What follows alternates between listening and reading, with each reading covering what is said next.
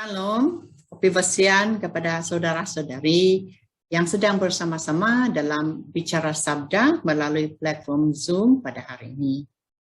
Terima kasih Pak dan Ponsiko diucapkan kepada Wawasan Penabur atas jemputan untuk berkongsi berkenaan dengan topik peranan bahasa ibunda dalam pembentukan rohani. Untuk kandungan perkongsian pada sesi pada hari ini, kita akan tengok beberapa aspek pengenalan kepentingan bahasa ibunda, peranan bahasa ibunda dalam pembentukan rohani, penterjemahan Alkitab ke dalam bahasa ibunda, aktiviti untuk pemeliharaan, pembangunan dan promosi penggunaan bahasa ibunda, dan kesimpulan. Sebagai pengenalan, kita tahu pada mulanya Tuhan mencipta manusia dengan kelebihan berkomunikasi melalui bahasa. Tapi manusia telah melawan Tuhan dengan membina Menara Babel. Lalu Tuhan mencelarukan bahasa pada masa itu. Rujuk kepada Kejadian bab 11 ayat 1 hingga 9. Sekarang ada lebih 7.000 bahasa ditutur di dunia. Tetapi Tuhan telah memberikan keunikan dan keindahan dalam setiap bahasa untuk menyatakan sesuatu dengan satu konsep yang sama bagi semua bahasa.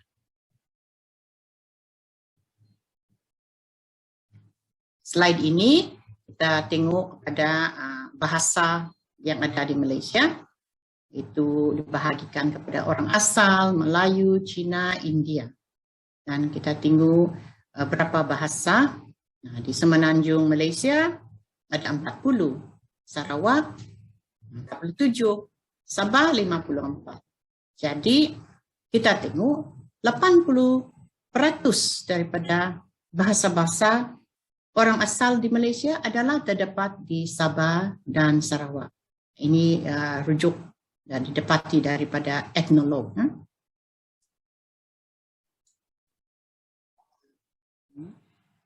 Slide ini menunjukkan bahasa-bahasa yang terdapat di Sabah. Ini pun daripada etnolog. Ini rujukan dia di bawah ini. Seterusnya kita tengok kepentingan bahasa ibunda. Pertama, dia memberikan kita identiti diri atau cultural identity. Seorang yang bertutur dalam bahasa ibunda memiliki jati diri yang kukuh. Maka ia tahu asal, usul dan budaya sendiri.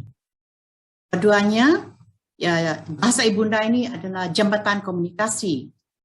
Ya, ada jembatan komunikasi antara generasi muda dengan generasi tua yang hanya bertutur dalam bahasa ibunda. Ketiga, kita memperolehi ilmu warisan budaya kita melalui bahasa ibunda.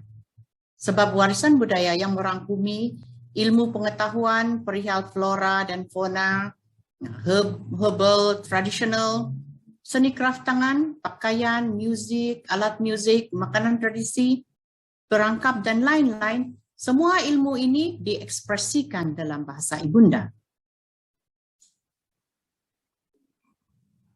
Seterusnya, yang berbahasa ibunda berkemampuan untuk berfikir secara dinamik dan bersedia untuk berhadapan dengan dunia.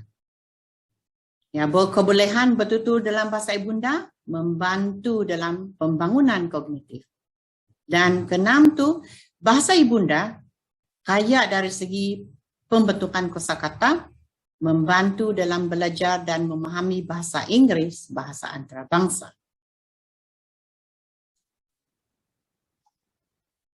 Tiga, kita tengok peranan bahasa ibunda dalam pembentukan rohani. Ya.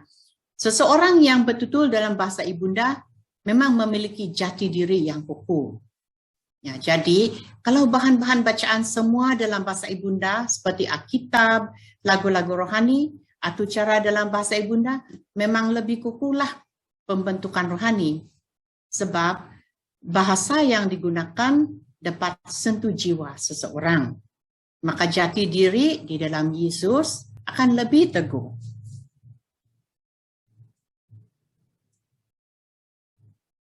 Oke, satu lagi, berdoa dalam bahasa ibunda. Ya, penutur jati memang menggunakan bahasa ibunda untuk berdoa. Contoh ibu, ya memang dia selalu berdoa dalam menggunakan bahasa ibunda.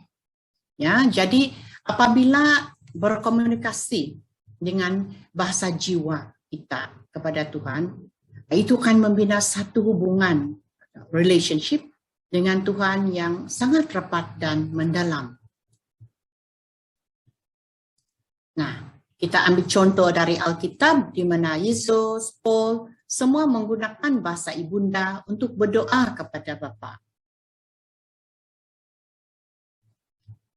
Lagi contoh, ya semasa Yesus berdoa di Getsemani, dia berdoa kepada Bapa dalam bahasa ibunda. Nah, ini menunjukkan hubungan yang sangat rapat dan mendalam dengan Allah Bapa. Nah, semasa Yesus disalibkan, apabila dia katakan, Eloi, Eloi, lama sabachthani, yaitu ya Allahku, mengapa engkau meninggalkan aku? Nah, dia menggunakan bahasa ibundanya. Kau boleh juga rujuk kepada Mazmur bab 22 ayat 1 yang merujuk kepada Yesus, ya.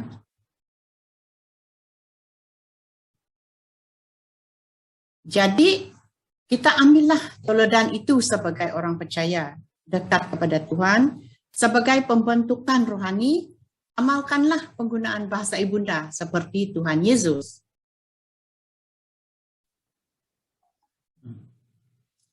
Oke, keempat, kita tengok penterjemahan Alkitab ke dalam bahasa ibunda.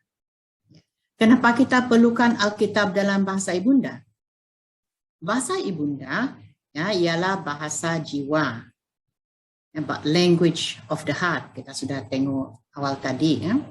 Jadi bagi community yang cuma tahu bertutur dalam bahasa ibunda, maka perlu mendengar firman Tuhan dalam bahasa ibunda mereka. Ini rujuk kepada Matius bab 28 ayat 19 tentang perintah untuk memberitakan Injil, di mana kita diutus untuk memberitakan Injil, tetapi kalau Injil itu bukan di dalam bahasa ibunda, macam mana orang yang cuma tahu berbahasa ibunda faham apa yang kita beritakan itu? Ya, dan firman Tuhan itu penting sebab ia adalah santapan rohani kita setiap hari. Ya, jadi ada sini letakkan sedikit tentang penterjemahan Alkitab khusus kepada Alkitab Kadazan. Ini saya dulu mulakan projek ini pada tahun 1985 dan menterjemahkan 3 buku lah, Acts of the Apostles, Rasul, Injil Markus dan surat kepada Philippians. Kemudian beberapa orang, Donald, Clementina, Somatriza, Julian telah masing-masing ditugaskan. Kami membagi-bagikan bahagian buku untuk diterjemahkan. Dan masa itu saya bertugaslah sebagai penyelaras dan penterjemah projek Alkitab Kadazan selama 2 tahunnya sebelum projek itu diteruskan oleh ahli kumpulan yang lain.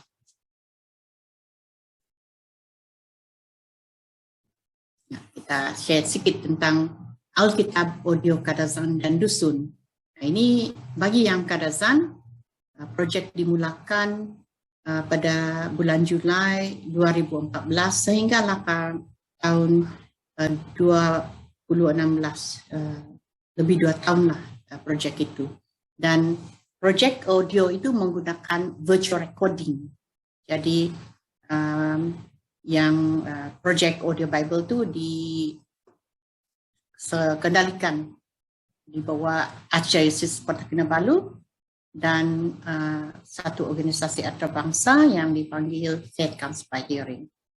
Pada masa sekarang di Sabah, kita ada beberapa bahasa lah yang ada Alkitab audio. Ya, seperti Kadazan, Dusun, Temenuo, Lundayo, Bonggi sebahagian, Begak, dia ada Injil Matius, Timugon, dan Kimaragang. Dan Alkitab audio itu dia di dalam SD card. Jadi yang boleh dibaca dengan satu alat yang dipanggil proclaimer. Ya, dia khas. Proclaimer ini khas untuk umat yang tidak pandai membaca. Jadi dia perlu mendengar, ya, mendengar Injil. Yang kelima, saya juga akan berkongsi sedikit tentang aktiviti untuk pemeliharaan dan pembangunan dan promosi penggunaan bahasa ibunda khasnya yang dijalankan oleh organisasi kami, yaitu KLF, Kadazan Dusun Language Foundation, Yayasan Bahasa Kadazan Dusun. Okay. Ya, dalam era pemodernan dan pembangunan dan globalisasi, kita menyadari ya pengurangan dalam penggunaan bahasa ibunda, yaitu bahasa jiwa kita. Ini juga akan seterusnya mengakibatkan kehakisan ilmu pengetahuan dan identiti kita sebagai orang asal. Nah, maka atas keprihatinan dan kebimbangan bahwa penggunaan bahasa ibunda semakin berkurangan, maka perlulah ditubuh satu badan untuk menangani perihal pemeliharaan, pembangunan, dan promosi penggunaan bahasa ibunda ini. Maka itulah ditubuhkan Kadazan Dusun Language Foundation, di mana saya bertugas sekarang nih. Okay. So di sini saya berkongsikan sedikit usaha KLF dalam dua aspek. Satu, pendidikan bahasa ibunda, dan keduanya dalam pemeliharaan, pembangunan, dan promosi penggunaan bahasa ibunda. Okay. Kita mulakan dengan pendidikan bahasa ibunda. Jadi pertama, dalam pengajaran dan pembelajaran bahasa Kadazan Dusun. Ini cuma satu latar belakang lah bagi para pendengar sekalian. Ya. Pada tahun 1997, ya, bahasa Kadazan Dusun diajari sekolah buat pertama kalinya. Dan dia bermula dengan peringkat percubaan di 15 sekolah rendah yang terpilih di Sabah. Dan sekolah-sekolah rendah yang terpilih ini mempunyai majoriti murid-murid Kadazan Dusun, serta dilengkapi dengan guru-guru bahasa Kadazan Dusun yang berpotensi. Jadi KLF telah memainkan peranan dalam menyokong, membangun, dan mempromosi pendidikan bahasa ibunda. Jadi macam membantu dalam memberi latihan, kursus kepada guru-guru, digambar dari dulu lagi 2001. Nah, membantu dalam pelancaran ini program minor bahasa Kadazan Dusun di UPSI.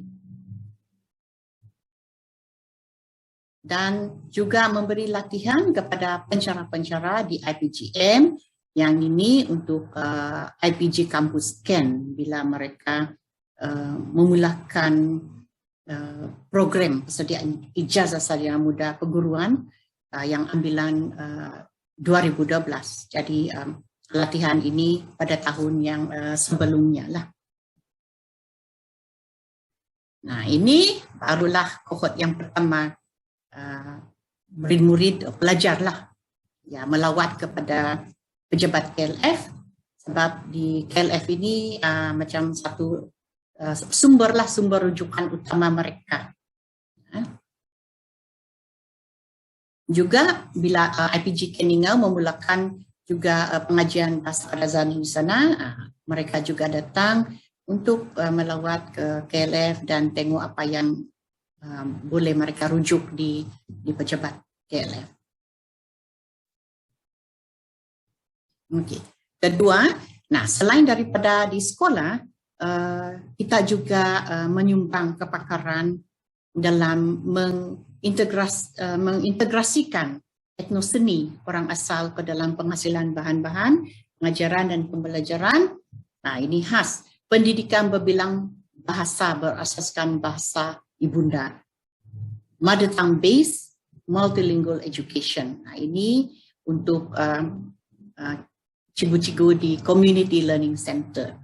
Nah, ini cikgu-cikgu di sana dan juga wakil community learning center itu bersama dengan bahan yang mereka hasilkan dalam bahasa ibunda mereka. Dia gunakan di community learning center masing-masing. Yang peranan kedua KLF tadi yang saya cakap itu pemeliharaan, pembangunan, dan promosi penggunaan bahasa ibunda. Ya, pertama, KLF menjalankan latihan dan seminar tentang kepentingan bahasa ibunda dan juga bengkel ortografi untuk community bagi meningkatkan kesadaran literasi dan mempromosikan sistem penulisan standar bagi bahasa ibunda mereka. Ya, supaya bila sudah ada sistem penulisan, mereka boleh menulis bahan-bahan dan adalah simpanan yang bertulis. Nah, inilah yang saya katakan simpanan yang bertulis, warisan yang bertulis. KLF juga memberi perkhidmatan dalam penghasilan buku-buku yang ditulis dalam bahasa ibunda.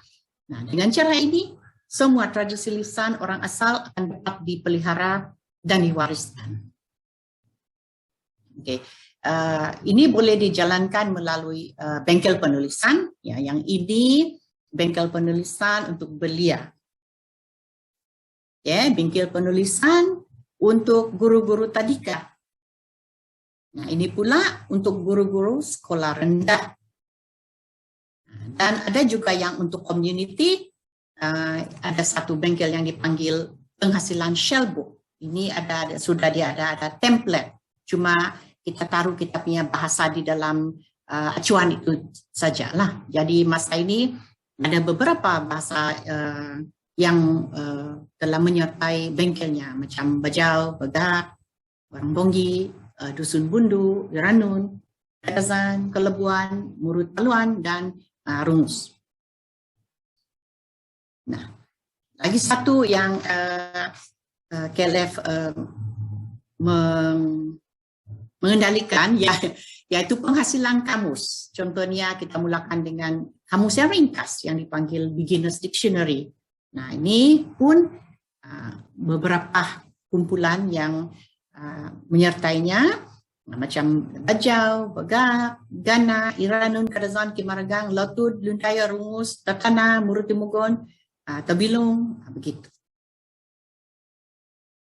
Dan satu lagi aktiviti lah yang dikendalikan oleh Yayasan Bahasa Kadazan Dusun atau KLF ialah pertandingan menulis novel dalam bahasa Kadazan Dusun. Nah, ini bertujuan untuk memperbanyakkan bahan bacaan dalam bahasa Kadazan Dusun, ya, untuk menyokong pengajaran dan pembelajaran bahasa ini di sekolah dan juga di institut pengajian tinggi.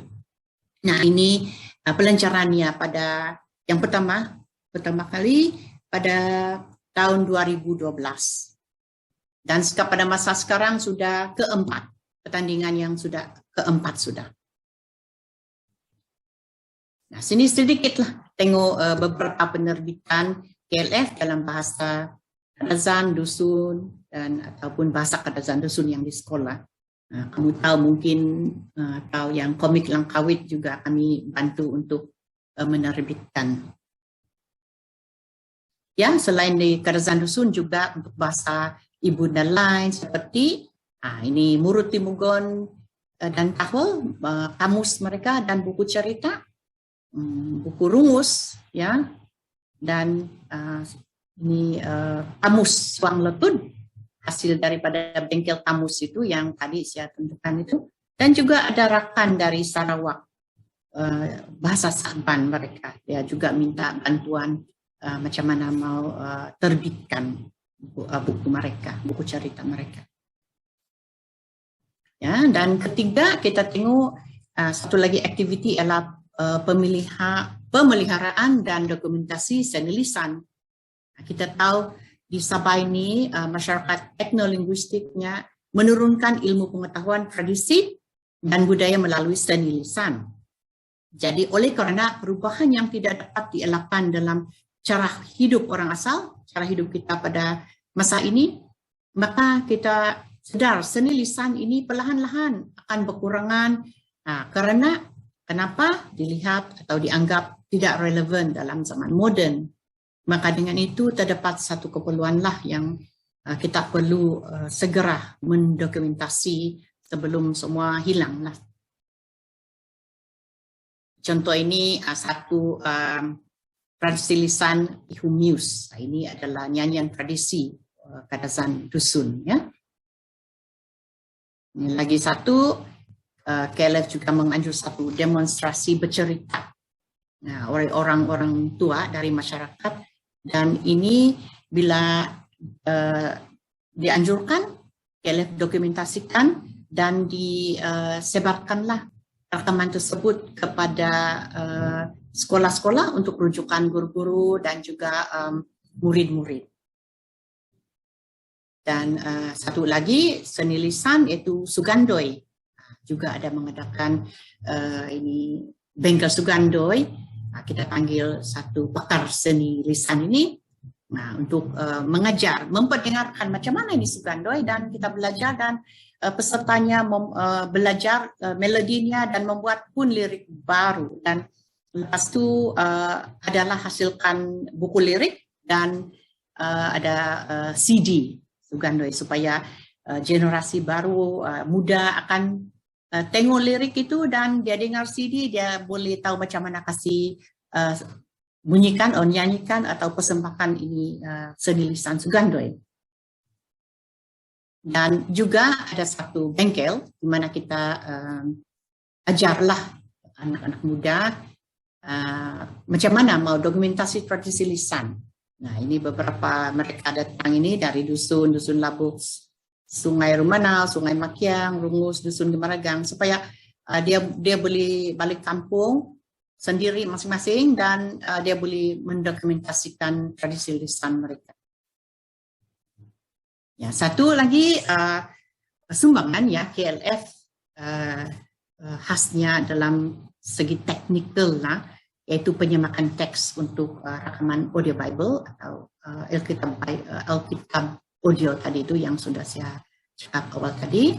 Nah, di sini kita mulakan dengan menggunakan satu program di mana kita kena checklist dulu senarai dalam perjanjian baru itu sebelum scripting untuk dibaca untuk Alkitab audio.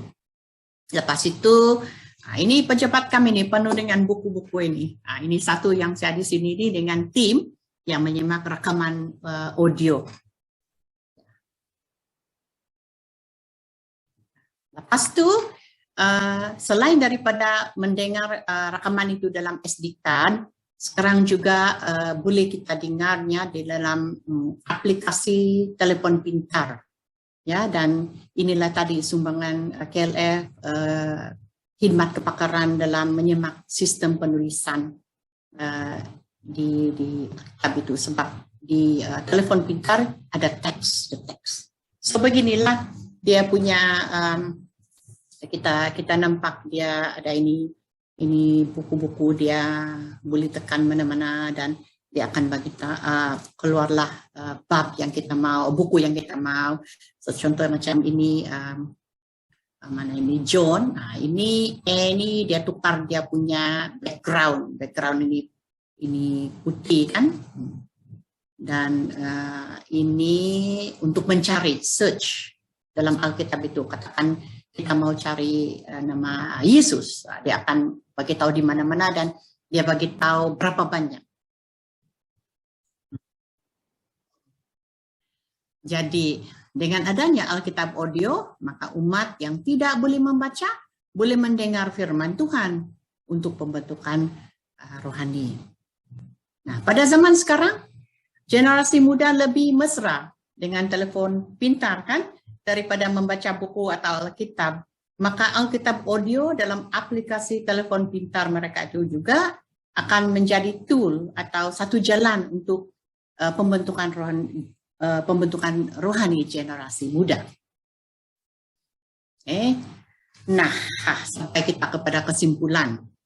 Saya petik nih dari Wahyu bab 7 ayat 9 yang mengatakan, selepas itu aku melihat lagi, kulihat lautan manusia, tidak terkira banyaknya, dari segala bangsa, suku, kaum, dan bahasa, ya, berjubah putih dan memegang daun palma. Mereka semua berdiri di hadapan takhta dan anak domba. Nah, pada ini kita tahu, pada hujungnya lah, ini senario yang diberi kepada John, kan? Dia nampak ini. Nah, dia cakap ini bahasa. Jadi balik kita pada pemulaan perkongsian ini, di mana Tuhan memberi kita bahasa. Dan ujung-ujung juga sini, bahasa juga. Jadi, kalau bahasa saya Kadazan, tapi saya tidak pandai di bercakap Kadazan, dia bilang sini bahasa. Nanti Tuhan kata, anak domba kata, Kadazan, siapa? Kalau saya tidak pandai berbahasa Kadazan, nah macam mana saya mau angkat tangan yang saya Kadazan? Okay? Jadi dari sana, itulah ada sebenarnya soalan untuk kamu. Bukan exam lah, soalan saja. Untuk renungan dan pikir-pikir sendiri. Nah, bahasa ibunda kamu, nah bagaimana? Mana tahap bahasa ibunda kamu? Apakah tindakan kamu terhadap bahasa ibunda kamu? Kan sudah saya berfungsi itu bahasa jiwa. Nah. Last kali, bahasa ibunda itu dari Tuhan Pencipta.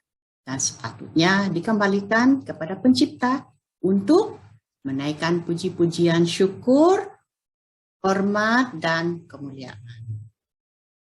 Nah, dengan itu, sekian, dan terima kasih. Thank you.